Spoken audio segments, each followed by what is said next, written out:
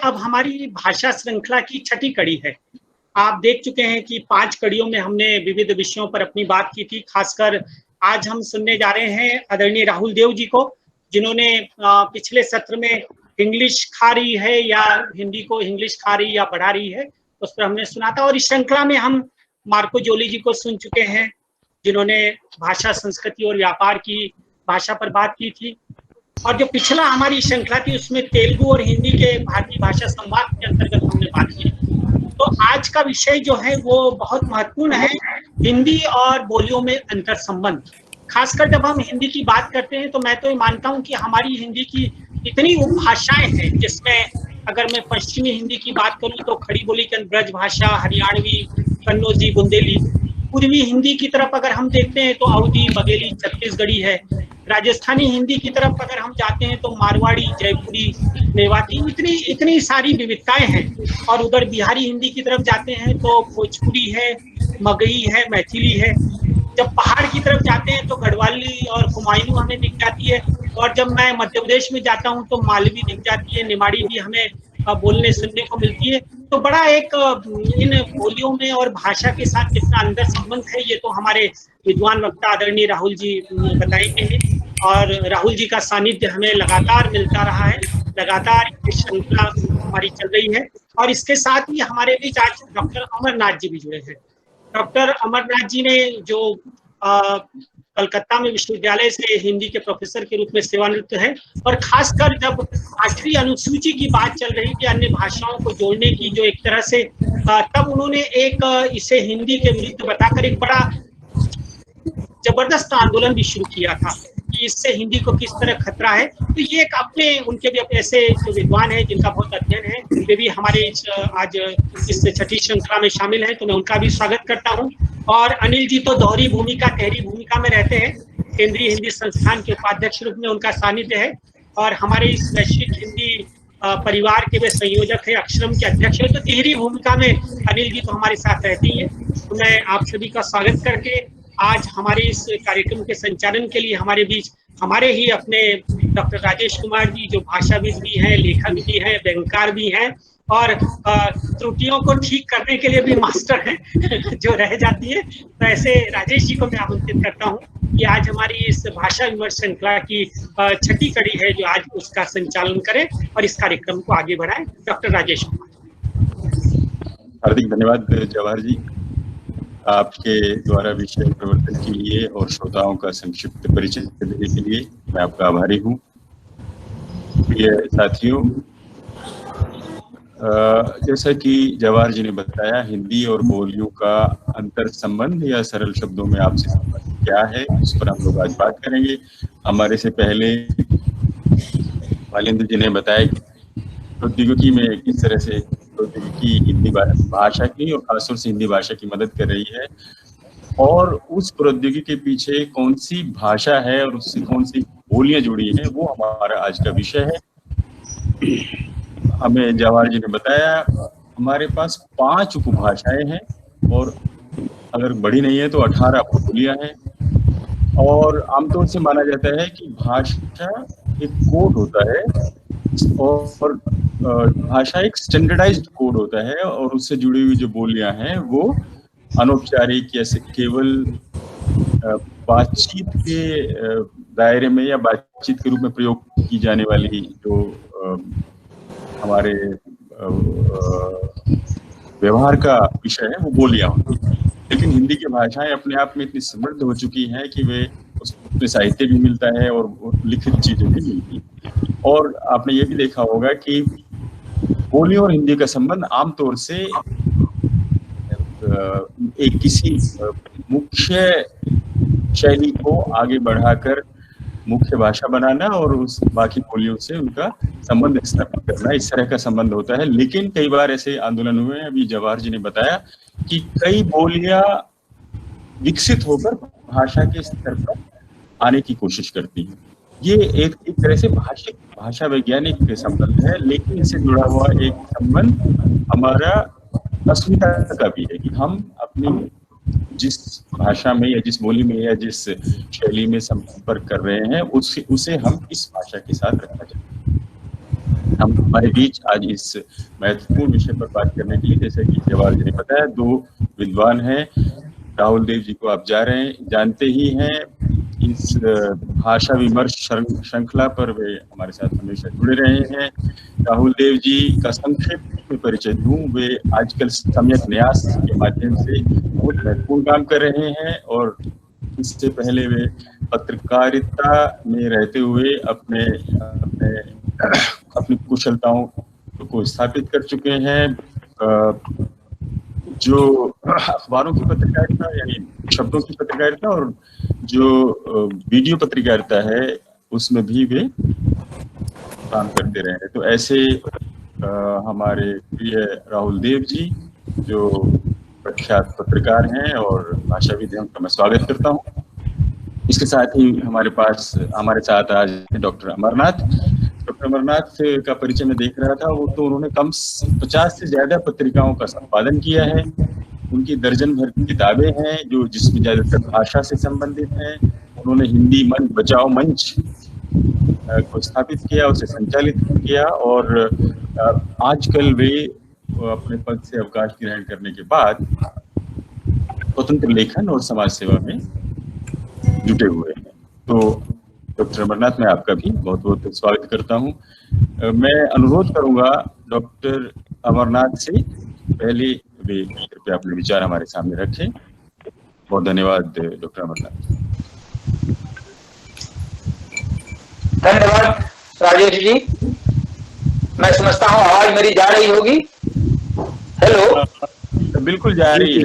Okay, धन्यवाद। आदरणीय राहुल देव जी, जोशी जी, राजेश जी और मित्रों, मैं देख रहा हूं जो समय है उसको ध्यान में रखते हुए मैं बहुत कोशिश करूंगा कि मुख्य मुद्दे पर ही अपनी बातें रखूं। मैं कोई भूमिका नहीं बांधूंगा क्योंकि मुझे राहुल देव जी को भी सुनना है और हमारे पास समय 15-20 मिनट का है, इससे ज्यादा नहीं है। जी अमरनाथ जी, आपके ऊपर मेरी मन की बात यह है कि आपके लिए कोई समय सीमा ना हो। मैं नहीं करूँगा तो भी चलेगा, क्योंकि सोच समझ के कह रहा हूँ, हम दोनों एक दूसरे को जानते हैं। इस विषय पर आपने जितना काम किया है, जैसा आंदोलन किया है, जितना संघर्ष किया है, जैसा चिंतन, जितना लेखन किया है, उसका शतांश भी हमने, कम से कम मैंने नहीं किया है। राकेश ने यहाँ बहुत काम किया है। राकेश भी मौजूद हैं अभी के लिए, वो भी बात कर सकते हैं। लेकिन ये ज़रूरी है कि आज हम सब लोग आपको ठीक से सुने। तो आप इस चिंता को दूर करके बोलिए। मैं 5 मिनट में से ज़्यादा मुझे नहीं चाहिए। नहीं, ऐसी बात नहीं है। मैं सबसे पहले धन्यवाद राहुल देव जी, आपने थोड़ा सा उत्साह बढ़ाया। मैं कुछ और बातें कहूंगा, लेकिन आपको सुनना सबके लिए, सब लोग आपको सुनना चाहते हैं, इसलिए जरूरी है। मैं राजेश जी ने जो परिचय दिया उसमें एक चीज मैं जोड़ना चाहूंगा कि मेरा संबंध केवल भाषा विमर्श और एक हमारे विश्वविद्यालय की पत्रिका थी संकल्प और एक गांव, इन 3 पत्रिकाओं से ही संपादन का हमारा संबंध है। उन्होंने गलती से कह दिया या भ्रमवश कह दिया कि बहुत सारी पत्रिकाओं के संपादन से जुड़े हुए हैं। बहरहाल मेरा फोकस रहेगा हिंदी और उसकी बोलियों का संबंध में। जो रिश्ता है हिंदी और उसकी बोलियों का, इसको मैं छोड़ रहा हूं क्योंकि मैं आम लोगों के बीच में अपनी बात नहीं रख रहा हूं। यहाँ सभी विद्वान हैं और वो जानते हैं कि हिंदी और उसकी बोलियों में क्या रिश्ता है। मैं ये कहना चाहता हूं, लोगों ने कहा है, जैसे इंसाइक्लोपीडिया में जो है वो language is basically a collection of dialects. और ग्रियर्सन ने कहा है कि उन्होंने तुलना की है माउंटेन और हिल। जैसे एवरेस्ट हमारी भाषा है तो हॉलबॉर्न हिल हमारी बोली है, डायलेक्ट है। यानी दोनों में तार्किक अंतर नहीं है, ये चीज हमें ध्यान में रखनी चाहिए। अभी हमारे वक्ता ने कहा इसके पहले कि बोलियों में से ही कोई भाषा बन जाती है, ये सामान्य प्रक्रिया है। ये चीजें हमारे दिमाग में रहनी चाहिए। बस मैं केवल ये कहना चाहता हूं, इस पर मैं जाऊंगा नहीं। हाँ, एक चीज जरूर, ये भ्रम हमारे भीतर बना हुआ है। उपभाषाओं का जो परिचय दिया गया कि हमारी उपभाषाएं हैं और बोलियां हैं, ये बड़ी पुरानी मान्यताएं हैं, ग्रियर्सन द्वारा, हार्डले द्वारा इन लोगों ने कहीं उपभाषाओं का जिक्र किया है। जैसे बिहारी, अब बिहारी जैसी कोई भाषा कम से कम वजूद में नहीं है, ये हमें ध्यान में रखना चाहिए। हिंदी है और उसकी बोलियां हैं, लेकिन अगर ग्रियर्सन ने बिहारी जैसी भाषा का जिक्र किया है तो कम से कम हमें देखना चाहिए कि वजूद में नहीं है। और हमारी जो सेंसस रिपोर्ट है इस समय की, उसमें कम से कम इस तरह का जिक्र नहीं है, केवल हिंदी है और उसकी बोलियां हैं। इस रूप में ही उसको दिखाया गया है, ये अच्छी बात है। बहरहाल मैं फोकस करूंगा जो मुझे कहना है, जिसकी तरफ संकेत किया गया कि मैं अनुभव एक जो कहना चाहता हूं। सबसे पहले ये बीच में आवाज ज्यादा आ रही है, मेरा आग्रह है कि लोग म्यूट कर लें, क्योंकि मुझे मैं बाधित हो रहा हूं, बीच में म्यूट कर दें लोग। मैं एक दो अपने अनुभव आपको बताना चाहता हूं। कुछ वर्ष पहले मैं छत्तीसगढ़ की राजधानी रायपुर गया, तो वहां मैंने देखा एक सेमिनार हो रहा था और वहां के विधानसभा के अध्यक्ष को उद्घाटन भाषण करना था। ये 6-7 साल पहले की बात है। तो जब वो बोल रहे थे रायपुर में उस उद्घाटन भाषण में, तो पीछे से लोगों ने विरोध किया कि आप हिंदी में क्यों बोल रहे हैं। तो मुझे भी आश्चर्य हुआ। उन्होंने, लोगों ने कहा कि आप हिंदी में मत बोलिए, आप छत्तीसगढ़ी में बोलिए, क्योंकि अगर छत्तीसगढ़ी वहां की राजभाषा है, छत्तीसगढ़ी को प्रतिष्ठित करना है तो हमें हिंदी का विरोध करना ही पड़ेगा। यानी आपको ध्यान में होगा कि जब छत्तीसगढ़ राज्य बना तो 28 सितंबर संभवतः 2007 को वहां की विधानसभा में प्रस्ताव पारित करके छत्तीसगढ़ी को वहां की राजभाषा बना दिया। और वो छत्तीसगढ़ी को प्रतिष्ठित करना है उन्हें हिंदी की जगह पर। ये मैंने वहां अनुभव किया। मैंने ये देखा कि अंगिका भागलपुर विश्वविद्यालय में एक बार मैं गया, तो वहां मैंने देखा कि हिंदी डिपार्टमेंट जो है वहां का, उसी में आधा बांट दिया गया है कमरे को और बगल में लिखा गया है अंगिका विभाग।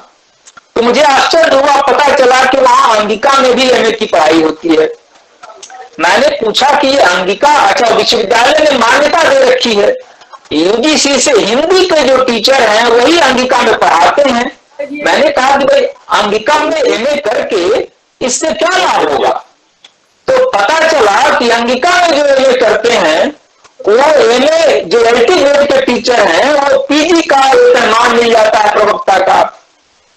इस तरह की चीजें मैंने देखी। मैं देख रहा हूं कि 2000 के बाद, खासतौर पर 2003 के बाद लगातार हिंदी की एक बोली भोजपुरी को संविधान की 8वीं अनुसूची में शामिल करने की मांग की जा रही है। ये छत्तीसगढ़ी के लिए भी मांग की जा रही है। छत्तीसगढ़ी रायपुर में जो रविशंकर शुक्ला विश्वविद्यालय है, वहां मैंने देखा कि छत्तीसगढ़ी में जो ये कर रहे हैं बच्चे, उनकी कक्षाएं तो भरी हुई हैं, हिंदी की क्लासेस खाली हैं। इस तरह की चीजें मैंने वहां देखी।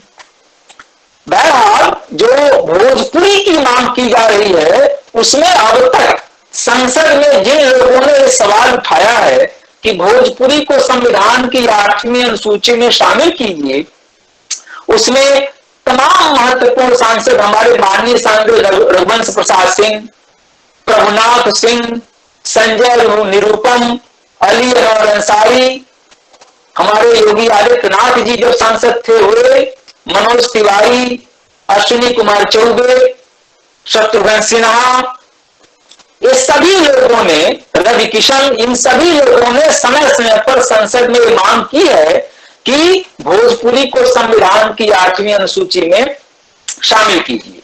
ये सारा मामला 2000 के बाद हुआ है, ग्लोबलाइजेशन के बाद, वैश्वीकरण के बाद, यानी जब साम्राज्यवाद सीधे सीधे हमारे यहां आया, वैश्वीकरण हुआ, तो उसके बाद सबसे पहले 2003 में मैथिली को संविधान की 8वीं अनुसूची में शामिल किया गया।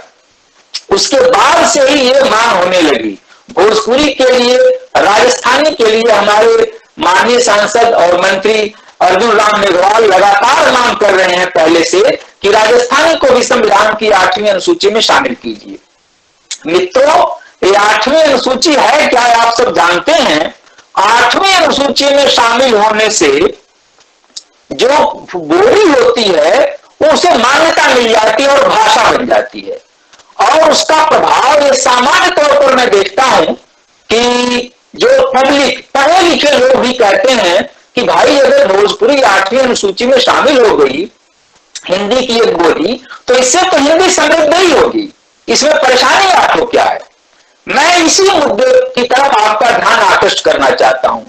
ये 2011 की सेंसस रिपोर्ट मेरे पास में है, जो अभी जो जनगणना हुई है उसकी। इस सेंसस रिपोर्ट में हिंदी है और उसकी 56 बोलियां हैं जो मातृभाषाएं हिंदी की हैं। इसमें मैथिली नहीं है। मैथिली इसलिए नहीं है कि मैथिली संविधान की 8वीं अनुसूची में शामिल हो चुकी है और वहां शामिल होने के बाद अब मैथिली की स्थिति ठीक वैसे ही है जैसे तमिल की है, तेलुगु की है, बांग्ला की है, कन्नड़ की है, मलयालम की है।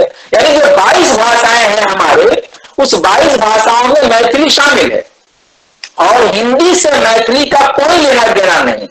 अब मैथिली भाषी जो लगभग 1.5 करोड़ लोग हैं वो हिंदी की जनसंख्या में से निकाल दिए गए हैं। मैं केवल ये कहना चाहता हूं कि अगर मैथिली जैसे हिंदी में से निकल गई, उसके बाद से ही भोजपुरी की भी मांग हो रही है, उसके बाद से ही राजस्थानी की मांग हो रही है, उसके बाद से छत्तीसगढ़ी की मांग हो रही है, कुमायूनी गढ़वाली की भी मांग हो रही है, अवधी की भी मांग हो रही है। अगर भोजपुरी संविधान की 8वीं अनुसूची में शामिल होती है तो कल्पना कीजिए कि अवधी को क्यों नहीं होना चाहिए। अवधी में तो रामचरितमानस और पद्मावत जैसे ग्रंथ हैं, भोजपुरी में और क्या है कबीर के अलावा, उतने महत्वपूर्ण तो नहीं है। ब्रजी को क्यों नहीं होना चाहिए, हमारा पूरा मध्यकाल ब्रजभाषा में है। तो अगर अवधी शामिल हो जाती है, अगर ब्रजी शामिल हो जाती है, राजस्थानी शामिल हो जाती है, भोजपुरी शामिल हो जाती है, तो हिंदी जिसको हम कहते हैं और हिंदी की स्थिति क्या होगी आप कल्पना कर सकते हैं। क्योंकि हिंदी के बारे में जब भी मैं सोचता हूं तो मेरे सामने दुर्गा का मिथक ध्यान में आता है। बंगाल में मैं रहता हूं, दुर्गा का संबंध बंगाल से है। दुर्गा बनी कैसे? अतुलम तत्व तत्तेजं सर्वदेव शरीरगम एक स्थम तद्भुवन नारी जातलोकत्रयंतिषा। जब महिषासुर से सारे देवता परेशान हो गए तो सारे देवताओं ने अपने अपने तेज दिए और सारा तेज इकट्ठा हुआ और इकट्ठा होने के रूप में वो एक दुर्गा के रूप में, एक स्त्री के रूप में वो तेज इकट्ठा हुआ और तीनों लोग उसमें व्याप्त हो गया। तब जाकर के महिषासुर का वध हो सका। हिंदी भी ठीक दुर्गा की तरह है। हिंदी माने तुलसीदास जो अवधी के हैं, हिंदी माने ब्रजी जो सूरदास जो ब्रजभाषा के हैं, हिंदी माने मीराबाई चंद बरदाई जो राजस्थानी के हैं, हिंदी माने ये सारे के सारे लोग कबीर जो भोजपुरी के हैं। ये सब मिलाकर के ही हिंदी है, हिंदी के सब अंग हैं। अगर ये सब सारे देवता अपने अपने तेज वापस ले लें तो दुर्गा तो खत्म हो जाएगी। उसी तरह से अगर सारी बोलियां अपना अपना हिस्सा ले लें अस्मिताओं के नाम पर तो हिंदी का बचेगा क्या? खड़ी बोली हिंदी। हिंदी केवल अपनी जनसंख्या के बल पर ही इस देश की राजभाषा के पद पर प्रतिष्ठित है। ये हमें ध्यान में रखना चाहिए कि आज सबसे ज्यादा बोली जाने वाली भाषा हिंदी है। तो क्यों? साहित्य में बांग्ला साहित्य से भली बात परिचित हूं, मैं देखता हूं तो हम प्रेमचंद पर गर्व करते हैं, आप बंकिम चंद्र शरतचंद्र एक से एक हैं। नोबेल पुरस्कार रविंद्रनाथ को मिला है, हिंदी के किसी रचनाकार को नहीं मिला। बांग्ला का साहित्य हिंदी से कम समृद्ध नहीं है, लेकिन हिंदी के पास जो जनसंख्या की क्षमता है, 10 राज्यों में फैली हुई है हिंदी, जो ये ताकत है ये किसी भाषा के पास नहीं है। इसी के बल पर हिंदी छाई हुई है। अगर हिंदी की जनसंख्या घटा देंगे तो हिंदी कहां चली जाएगी, इसकी आप स्वतः कल्पना कर सकते हैं। ये जो मांग की जा रही है ये सब ग्लोबलाइजेशन के बाद हो रहा है, वैश्वीकरण के बाद। यानी ये पूरी की पूरी साम्राज्यवाद की साजिश है। जब साम्राज्यवाद, जब ग्लोबलाइजेशन में पश्चिम की संस्कृति आई, पश्चिम की भाषा आई, पश्चिम का जो व्यापार बढ़ा तो साथ साथ भाषा आई और उस भाषा के सामने सबसे बड़ी ताकत के रूप में हिंदी मौजूद थी। आप 6-7 साल पहले विकिपीडिया मैंने देखा था तो 100 भाषाओं की लिस्ट जो विकिपीडिया ने जारी की थी उसमें हिंदी को चौथे स्थान पर रखा था। क्यों चौथे स्थान पर रखा था? 100 भाषाओं की उस लिस्ट में मैंने देखा था ब्रजी, हाड़ौती, बागड़ी, ढूंढारी, मेवाड़ी, मेवाती, मारवाड़ी, मालवी, ये तो राजस्थानी की बात होगी। उसमें 6 भाषाएं थी, 6 बोलियां थी, जिसमें भोजपुरी थी, अवधी थी, छत्तीसगढ़ी थी। इन सबको मैंने 100 भाषाओं की लिस्ट में ये सब बोलियां थी, इनको अलग अलग करके देखा गया था और इसके आधार पर चौथे नंबर पर रख दिया गया था। उसके पहले हिंदी दूसरे नंबर पर रखी जाती थी, पहले नंबर पर मंदारिन होती थी। अगर हम बोलियों की जनसंख्या को फिर जोड़ दें तो फिर हिंदी दूसरे नंबर पर हो जाएगी। ये अंतरराष्ट्रीय साजिश है। ये लगातार पश्चिम की तरफ से लोग ये कहते रहे हैं। जोशुआ फिशमैन ने बहुत पहले, लगभग 20 साल पहले ये कहा था कि अंग्रेजी के सामने सबसे बड़ी चुनौती हिंदी है भारत में, इसलिए हिंदी को के बोलियों को आपस में लड़ा दो, हिंदी की ताकत अपने आप खत्म हो जाएगी। जो वर्ल्ड इकोनॉमिक फोरम है उसमें पावरफुल लैंग्वेज के रूप में अगर हिंदी को जाना है तो जाहिर है कि इसके पास ताकत तो रहनी चाहिए। हम एक तरफ संयुक्त राष्ट्र संघ में हिंदी को रखने के लिए मांग कर रहे हैं और दूसरी तरफ हिंदी की ताकत को छिन्न भिन्न कर रहे हैं। तो ये जो साजिश है अंतरराष्ट्रीय कि हिंदी की शक्ति को खंडित करो, ये अस्मिताओं की बात जो की जा रही है, ये सारी अस्मिता विमर्श जो है ये वैश्वीकरण की देन है। उनका सिद्धांत ही है साम्राज्यवादियों का कि थिंक ग्लोबली एक्ट लोकली। आप खंड खंड करने के लिए ये वो चाहते हैं खंड खंड हो, तो हिंदी की शक्ति को छिन्न भिन्न करने के लिए इस तरह से बोलियों को लाया जा रहा है। हर भाषा में बोलियां होती हैं लेकिन कहीं इस तरह की मांग नहीं हो रही है। प्रश्न यह है कि जो लोग मांग कर रहे हैं वो हास्यास्पद ढंग से मांग कर रहे हैं। जितने लोगों ने संसद में मांग किया है, मैंने जिन सांसदों का, माननीय सांसदों का नाम लिया है, मैं सबके बारे में कह रहा हूं। कम से कम लोगों ने संसद में कहा है जिन्होंने कि 18 करोड़ भोजपुरी भाषी हैं, किसी ने कहा 20 करोड़ भोजपुरी भाषी हैं, किसी ने कहा 22 करोड़ भोजपुरी भाषी हैं और किसी ने कहा 25 करोड़ भोजपुरी भाषी हैं। जबकि हमारे देश का ही, जो भारत का ही सेंसस रिपोर्ट है, 2001 का जो सेंसस रिपोर्ट है, उसमें 3 करोड़ 30 लाख और कुछ ये भोजपुरी भाषियों की संख्या दी गई है। और इसमें जो नया आया है इसमें 5 करोड़ 50 लाख के आसपास है। यानी ये लगातार इसलिए बढ़ा है भोजपुरी भाषियों की संख्या कि लगातार ये मांग की गई है, लोगों को जागरूक किया गया है अभियान चला करके कि अपनी मातृभाषा या भोजपुरी लिखवाइए। फिर भी आप कल्पना कीजिए कि जब 50 करोड़ 5 करोड़ की जगह पर संसद में लगातार कहा गया है कि साहब 25 करोड़ भोजपुरी भाषी हैं, 20 करोड़ भोजपुरी भाषी हैं। संसद सबसे बड़ी पंचायत है, वहां इस तरह से झूठ बोला जाता है और कोई कुछ नहीं बोलता। आपका भारत का सेंसस रिपोर्ट जो कह रहा है आप उसको नहीं मानते और सीधे कह देते हैं। किस आधार पर कहते हैं? आप बिहार का जो पश्चिमी हिस्सा है और उत्तर प्रदेश का पूर्वी हिस्सा है, ये सब जोड़ करके आप कहते हैं कि ये भोजपुरी क्षेत्र है। प्रश्न ये है, इस चीज को ध्यान में नहीं रखा जाता कि जिसे आप भोजपुरी भाषी कह रहे हैं वही क्षेत्र हिंदी भाषी भी है। हिंदी जनता कोई दूसरी नहीं है। जो भोजपुरी फिल्में लोग देखते हैं वही लोग हिंदी फिल्में भी देखते हैं। सारे के सारे हमारे हिंदी क्षेत्र में जो क श्रेणी के राज्य हैं, 10 राज्य हैं, वहां मातृभाषा में पढ़ाई जब होती है तो हिंदी में होती है।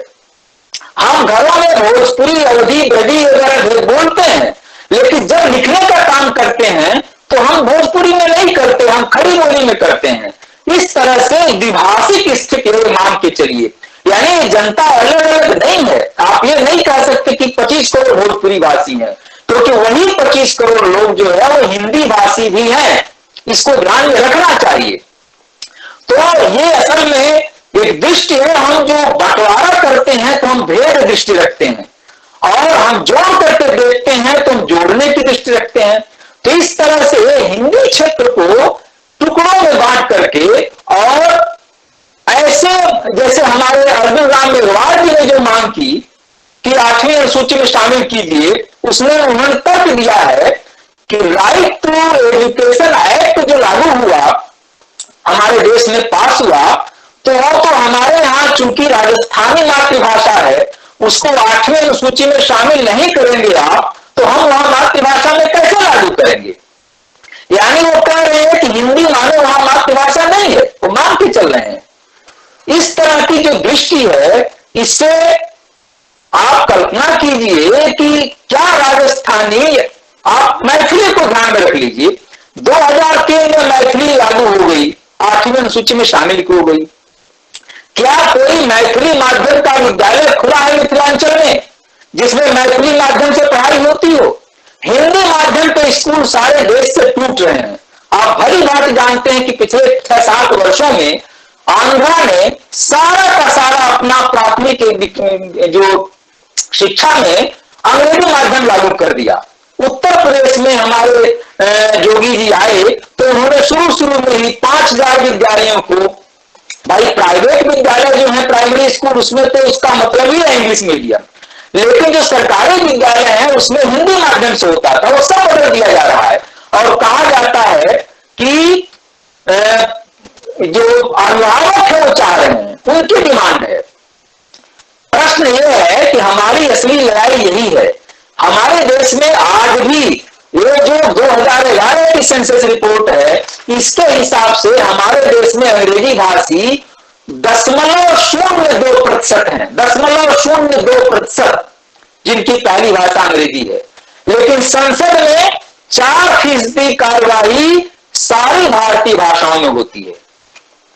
57% हमारे देश में लोग हिंदी भाषी हैं, और 0.02% अंग्रेजी भाषी हैं। ऐसी अंग्रेजी ऐसे छाई हुई है कि अब मुख्य लड़ाई हमारी उस अंग्रेजी से है। अंग्रेजी से लड़ने के लिए हमारी एकजुटता बहुत जरूरी है। अगर हम जुटे नहीं रहेंगे तो हम अंग्रेजी के खिलाफ कैसे लड़ पाएंगे? मैं एक आग्रह कर रहा हूं बीच में रुक करके, जो संचालक महोदय हैं, कि बातचीत में शायद मुझे भूल जाए, समय का ध्यान न रहे, आप निर्ममता के साथ मुझे रोक दीजिएगा। मैं उसी समय रुक जाऊंगा, क्योंकि बातें बहुत कहनी है, समय बहुत कम है, तो ये आप खुद कर लीजिएगा, मैं उस समय रुक जाऊंगा। मैं ये कहना चाहता हूं जी ठीक है, आप इस सवाल का भी जवाब दे दीजिएगा। कुछ लोग पूछ रहे हैं कि हाँ बिल्कुल बिल्कुल बिल्कुल नहीं, बिल्कुल हम वो कहेंगे, हम बिल्कुल कहेंगे, वो जवाब देंगे। मेरा कहना यह है कि देखिए, अगर भोजपुरी के पास क्षमता है, शक्ति है, भोजपुरी में कबीरदास जैसे कवि हैं, तो हम कबीरदास पर गर्व करते हैं। हिंदुस्तान ही नहीं, दुनिया भर में कोई विश्वविद्यालय खुलेगा, वहां हिंदी विभाग खुलेगा, तो वहां कबीर रखे जाएंगे। तब तक रखे जाएंगे जब तक कबीर हिंदी का अंग है, जब तक भोजपुरी हिंदी का हिस्सा है, हिंदी की बोली है। लेकिन जिस दिन भोजपुरी हिंदी से अलग होकर स्वतंत्र भाषा बन जाएगी, बंगला की तरह हो जाएगी, तमिल तेलुगु की तरह हो जाएगी, उस दिन हम हिंदी के कोर्स में कबीर को कैसे रखेंगे? अब आप खुद तय कर लीजिए। हम तब वो कबीर हिंदी के कवि नहीं रह जाएंगे, भोजपुरी का कोर्स जहां बनेगा वहां कबीर रखे जाएंगे। ये सामान्य नियम है। जैसे हम रविंद्रनाथ को हम हिंदी के कोर्स में नहीं रख सकते, कलकत्ता विश्वविद्यालय ने नहीं रखा है, भले उनको नोबेल पुरस्कार मिला है। हम तुलनात्मक अध्ययन तो कर सकते हैं, लेकिन नहीं रख सकते। जब तक कबीर हिंदी से, भोजपुरी हिंदी से अनिवार्य रूप से जुड़ा हुआ है, उसका हिस्सा है हिंदी का, तब तक कबीर हमारे अपने हैं। जब तक अवधि अनिवार्य रूप से जुड़ी हुई है हिंदी से, तब तक हमारे अपने हैं। इस चीज को हमें ध्यान में रखना चाहिए कि ये जुड़ना ही हमारी ताकत है। जिस दिन हम अलग अलग हो लेंगे हिंदी के, अच्छा इसको त्याग मान सकते हैं, मांग कर रहे हैं। सवाल ये है कि आप जो सवाल कर रहे हैं उसका जवाब ये है कि आप कल्पना कीजिए कि कौन कौन लोग ये डिमांड कर रहे हैं। डिमांड करने वालों में 3 तरह के लोग हैं। एक नेता लोग हैं जिनका नाम मैंने लिया, हम और राहुल देव जी बैठे हुए हैं। हम लोग दिल्ली में गए थे, राहुल देव और मैं, हम दोनों लोग साथ गए थे जगदंबिका पाल के यहाँ, क्योंकि उन्होंने भी संसद में मामला उठाया है। राहुल देव जी के साथ मैं गया था, वो अंदर बिठाए और बड़ा आदर सत्कार किया।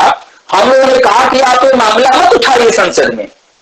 फिर हम लोग बाहर आए तो बाहर जगदंबिका पाल जी सांसद हैं, पुराने सांसद हैं, बहुत ही अनुभवी हैं, बाहर उनके तमाम मिलने वाले थे। हंस करके उन्होंने कहा, जगदंबिका पाल ने हम लोगों के सामने अपने लोगों से कि आप बताइए भोजपुरी शामिल होनी चाहिए कि नहीं, मान्यता मिलनी चाहिए कि नहीं। तो सब लोग गदगद हो गए, बहुत अच्छी बात है, क्यों नहीं मिलनी चाहिए। हमने राहुल देव जी से कहा कि हमको आधा घंटा बोल लेने देते और उसके बाद उनकी विचार सुनिए। सवाल यह है कि नेता लोग इसलिए मांग करते हैं कि जनता इन बोलियों को मान्यता मिल जाएगी, इस नाम से बहुत गदगद हो जाएगी, खुश हो जाएगी, वोट चाहिए उनके लिए। ये लोग सामान्य तौर पर समझ नहीं सकते कि इससे कितना नुकसान होगा। तो एक तो नेता लोगों को वोट चाहिए, इसलिए वो लोग मांग करते हैं। दूसरे वो लोग हैं जो फिल्मी दुनिया के लोग हैं। शत्रुघ्न सिन्हा ने जब मांग किया था तो उन्होंने कहा था कि अगर भोजपुरी शामिल हो जाती है तो उससे भोजपुरी फिल्मों को अंतर्राष्ट्रीय स्वीकृति मिलेगी, यानी फिल्मों को प्रतिष्ठा मिलेगी, उसमें धन मिलेगा उनको, वो फायदा है। तीसरे और लोग हैं जो लेखक, जो भोजपुरी के लेखक हैं, जो बोलियों के लेखक हैं, उनको प्रतिष्ठा मिलेगी। प्रतिष्ठा ये मिलेगी कि साहित्य अकादमी का पुरस्कार हिंदी में किसी एक को मिलेगा तो भोजपुरी में भी किसी एक को मिलेगा, और वही महत्व होगा। जिन्हें हिंदी में सम्मान नहीं मिल पाएगा उनको वहां मिलेगा। भाई ये 8वीं अनुसूची में शामिल होने का मामला इतना सर केवल गीत गाने से नहीं होता। आप कल्पना कीजिए कि जिस भोजपुरी के पास अपनी कोई मानक रूप नहीं है, जिसका कहां की भोजपुरी को शामिल करेंगे आप। बनारस की भोजपुरी जिसको काष्टा कहते हैं, गोरखपुर की भोजपुरी जिसको सरवैया कहते हैं, छपरैया भोजपुरी की, गोपालगंज की भोजपुरी की, बलिया की भोजपुरी, इतने रूप है भोजपुरी के, किस भोजपुरी को शामिल करेंगे। 8वीं अनुसूची में शामिल होने का मतलब यूपीएससी के पाठ्यक्रम में शामिल रखना पड़ेगा, उस भाषा का साहित्य पाया जाएगा। मैथिली को मैं देख रहा हूं, मैथिली 8वीं अनुसूची में शामिल हुई तो मैथिली का कोर्स यूपीएससी का बना है, और मैंने देखा है कि जो लोग जिनके पास मेडिकल की डिग्री है, जिनके पास इंजीनियरिंग की डिग्री है, बीटेक किए हुए हैं, एमटेक किए हुए हैं, एमबीबीएस किए हुए हैं, और सिविल सर्विस में यूपीएससी में वो लोग वहां लेकर के मैथिली लेते हैं। अब आप कल्पना कीजिए कि देश के सबसे बड़े आप अफसर बनेंगे और किस रास्ते से आ रहे हैं। यह फायदा होगा। भोजपुरी का भी पाठ्यक्रम बनाना पड़ेगा यूपीएससी को। भाई मेडिकल की पढ़ाई आप भोजपुरी में करेंगे, आप यही चाहते हैं, जो संभव नहीं है। हिंदी के विद्यालय सारे देश से टूट रहे हैं। आप देख रहे हैं किस तरह से बंगाल में बंगला के विद्यालय, हिंदी के विद्यालय टूट गए, सारे विद्यालय टूट रहे हैं। हिंदी को आप नहीं लागू कर पा रहे हैं। चुनौती हमारे सामने अंग्रेजी की जगह भारतीय भाषाओं को प्रतिष्ठा करने की है। 24 में से 20 हाई कोर्ट, आप कल्पना कीजिए किस हिंदुस्तान में हम रह रहे हैं। यह आजाद हिंदुस्तान है। सुप्रीम कोर्ट से लेकर के इस देश के 24 में से 20 हाई कोर्टों में कोई भारतीय भाषा नहीं चलती है, खाली अंग्रेजी चलती है। हमारे मुवक्किल जो है जानते ही नहीं कि वकील और जज आपस में उनके बारे में क्या बातचीत कर रहे हैं। अपना फैसला समझने के लिए भी बेचारे वकील के पास जाते हैं और उससे भी वकील पैसा लेता है। हमें जरूरत है कि हमारे देश के हाई कोर्ट में कम से कम एक भारतीय भाषा तो लागू हो। कलकत्ता हाई कोर्ट में कम से कम अंग्रेजी के साथ बंगला तो लागू हो। गुजरात में कम से कम अंग्रेजी के साथ गुजराती तो लागू हो, लेकिन केवल विदेशी भाषा चलती है। हमारे बच्चे बाहर जाते हैं, हम विश्व गुरु के होने की बात करते हैं तो विश्व गुरु बनेंगे, विश्व गुरु कभी नहीं बन सकते, क्योंकि विश्व गुरु बनने के लिए मौलिक चिंतन का होना जरूरी है। मौलिक चिंतन केवल मातृभाषा में हो सकता है, दूसरे की भाषा में सिर्फ हम नकलची पैदा करते हैं।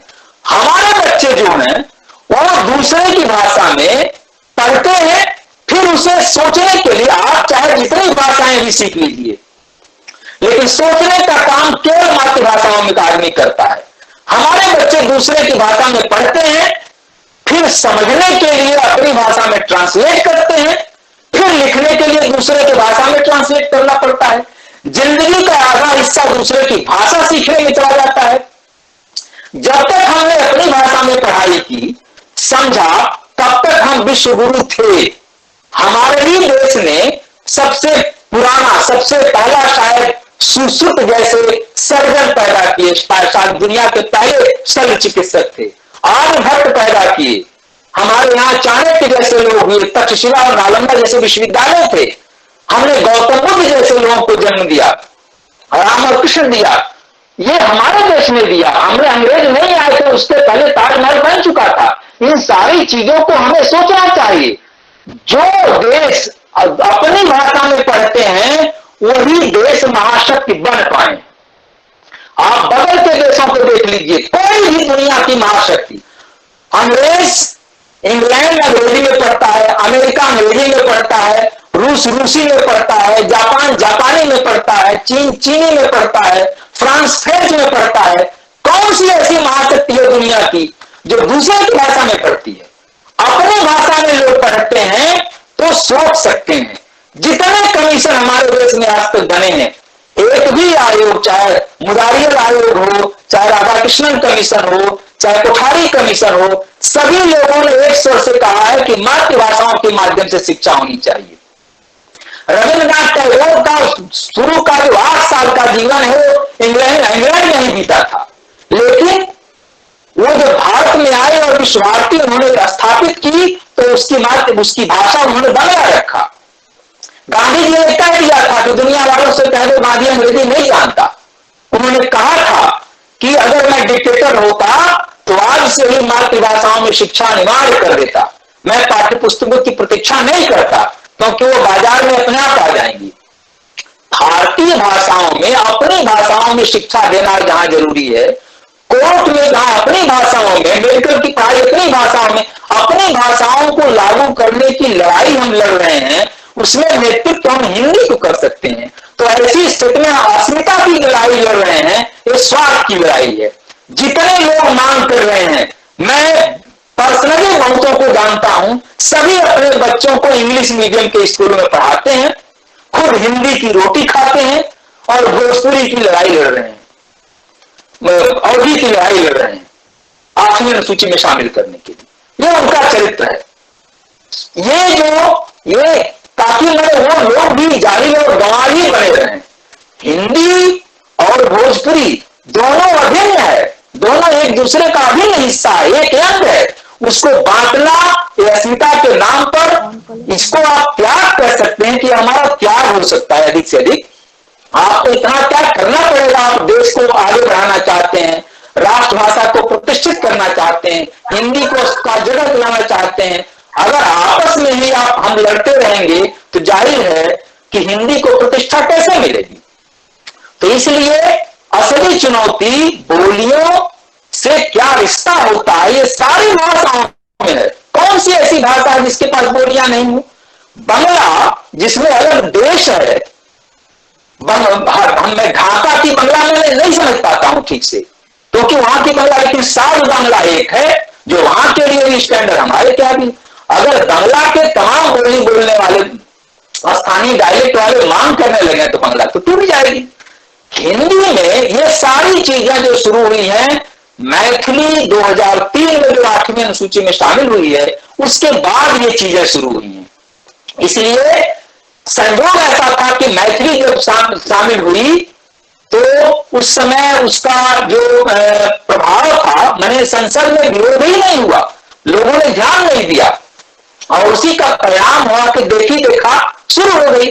ये जायज सवाल है कि भाई मैथिली जब 1.5 करोड़ के आसपास लोग हैं और मैथिली 8वीं सूची में शामिल हो गई तो 5 करोड़ वाले भोजपुरी क्यों नहीं। लेकिन मित्रों, मेरा आग्रह है कि जब भी हो, एक गलती हमसे हो गई तो इसका मतलब बार बार गलती दोहराना नहीं है। हम ये चाहते हैं कि हमारे देश के जो हिंदी के प्रति या भारतीय भाषा, हिंदी अगर बची रहेगी तो भारतीय भाषाएं भी बची रहेगी।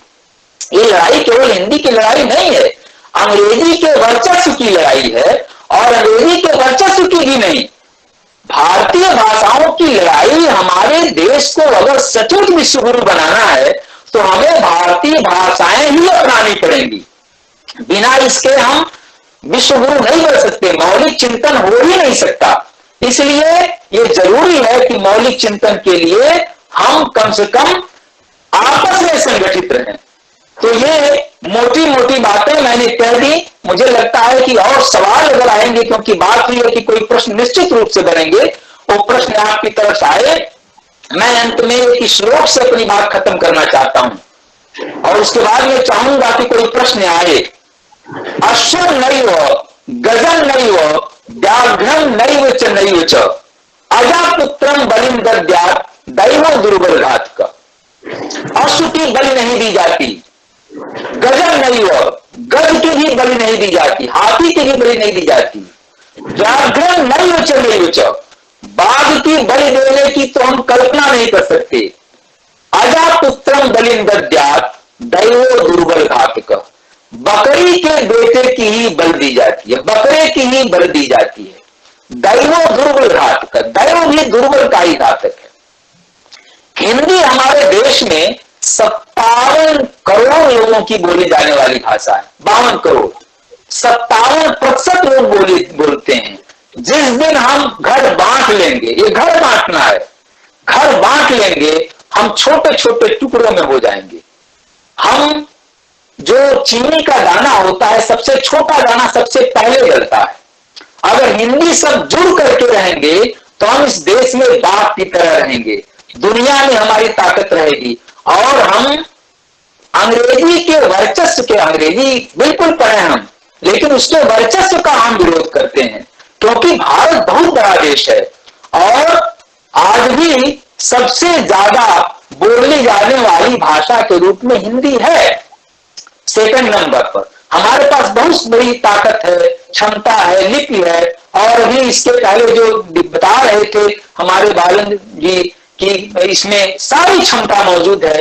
अगर इसको बचाना है तो इसको छोटा छोटा त्याग हम मान करके छोड़ सकते हैं। हम अपने स्वार्थों को छोड़ें, अस्मिताओं को छोड़ें और बड़े उद्देश्य के लिए हिंदी के जितने बड़े लोग हैं उन लोगों ने कभी मांग नहीं की। आचार्य हजारी प्रसाद द्विवेदी भोजपुरी क्षेत्र के थे, बलिया के थे और 1976 में पटना में उन्होंने अखिल भारतीय भोजपुरी साहित्य परिषद की अध्यक्षता की थी। पूरा भाषण उनका भोजपुरी में था और उन्होंने कहा था, उन्होंने लिखा था कि हम जो है विरोध किया था कि अलगाव की बातें नहीं होनी चाहिए किसी भी तरह से। चंद्रशेखर जो बड़े नेता थे उन्होंने विरोध किया था, राहुल सांकृत्यायन ने विरोध किया था, विद्यानिवास मिश्र, सब लोगों ने इसका विरोध किया है कि इस तरह की मांग नहीं होनी चाहिए। दुर्भाग्य से इस तरह की मांग हो रही है। मेरा आग्रह है कि इस तरह की मांग अब नहीं होनी चाहिए। जो हो गया हो गया, यथास्थिति बनी रहनी चाहिए। बहुत बहुत धन्यवाद। और अगर कुछ प्रश्न होंगे तो मुझे खुशी होगी, क्योंकि जवाब देने के माध्यम से कुछ बातें और खुल करके सामने आएंगी। बहुत बहुत धन्यवाद। आप सब लोगों ने मुझे समय दिया, खास तौर पर राहुल देव जी ने जो अपना भी समय मुझे दे दिया। मुझे नहीं पता कि मैंने कितना समय लिया, लेकिन मैंने अपनी मूल बातें आपके सामने रख दी। इसके लिए मैं आप सबका बहुत बहुत आभारी हूँ। डॉक्टर अमरनाथ, आपका बहुत बहुत आभार कि विद्वत्तापूर्ण वक्तव्य का। मुझे लगता है कि इससे बहुत सारी चीज़ें स्पष्ट हुई होंगी। हमारे जो चैट बॉक्स है उस पर भी कुछ सवाल आ रहे हैं कि भाई भोजपुरी तो अंतर्राष्ट्रीय भाषा है, फिर वो हिंदी की भारत की भाषा क्यों नहीं है, वगैरह वगैरह। लेकिन आपने जो जिस स्पष्टता के साथ बताया है कि किस तरह से कोई बोली अगर हिंदी से या किसी भी भाषा से अलग होती है तो वो खुद भी कमज़ोर होती है और वो भाषा को भी कमजोर करती है, और इसके पीछे के जो षड्यंत्र है उसको भी आपने, उसका खुलासा भी आपने सभी श्रोताओं के सामने, दर्शकों के सामने रखा। मैं आपका हृदय से आभारी हूँ, बहुत बहुत धन्यवाद। प्रश्न हम बाद में लेंगे जब राहुल देव जी भी अपना वक्तव्य दे चुके होंगे, और आपने राहुल देव जी का समय नहीं लिया, उनको पूरा समय है।